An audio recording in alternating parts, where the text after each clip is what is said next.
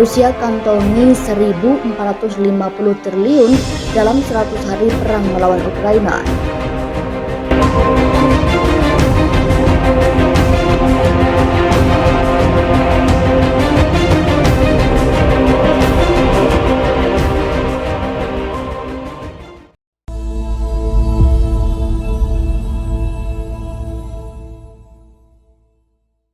Negara kuat di Eropa Timur, Rusia, melakukan invasi terhadap Ukraina sejak Februari 2022. Perang tersebut berlangsung hingga detik ini dan telah menimbulkan berbagai dampak, tak hanya untuk Rusia dan Ukraina, namun juga negara-negara lain merasakan dampaknya.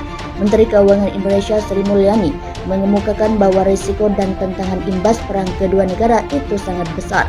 Ditambah, pemulihan yang masih sangat dini dan rapuh pasca terjangan pandemi COVID-19. Tentunya, risiko dan tantangan tersebut sangat kompleks sehingga berpeluang bisa menekan pertumbuhan ekonomi global. Per Mei 2022, Rusia menghabiskan dana sebesar 15,5 juta per jam untuk memerangi Ukraina sejak Februari 2022 lalu. Sebulan sebelumnya, Rusia mengabarkan bahwa anggaran federal yang senilai 628 miliar rubel sudah ludes untuk pertahanan nasional. Artinya, Rusia mengeluarkan dana hingga 21 miliar rubel dalam sehari.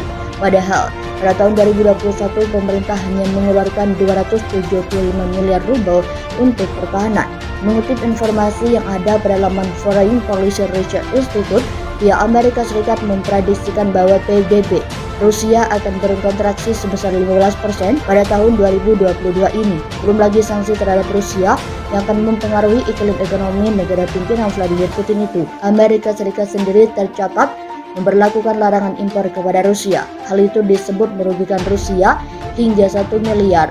Sementara invasi Rusia sudah melonjak hingga lebih dari 15% dan diproyeksikan masih akan melonjak. Rusia telah mengalami kontraksi 4% pada kuartal 2 per 2022 berdasarkan data yang dipublikasikan oleh Badan Statistik Rusia.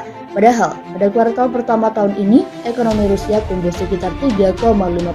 Meskipun tengah mengalami kondisi ekonomi yang tak menentu, namun pemerintah Rusia sudah bersiap memobilisasi ekonomi untuk masa perang yang lebih lama dengan Ukraina. Laman Financial Times menyebut, negara Rusia akan memiliki kuasa kontrol yang lebih besar atas bisnis swasta. Hal ini menandakan bahwa Rusia tengah bersiap melakukan perang jangka panjang demi menguasai Ukraina. Selama mengalami sanksi, Rusia juga melakukan beberapa langkah agar selamat. Salah satunya adalah menaikkan suku bunga pada akhir Februari. Kebijakan itu dilakukan oleh Bank Sentral Rusia dari 9,5% ke rekor 20% per tahun.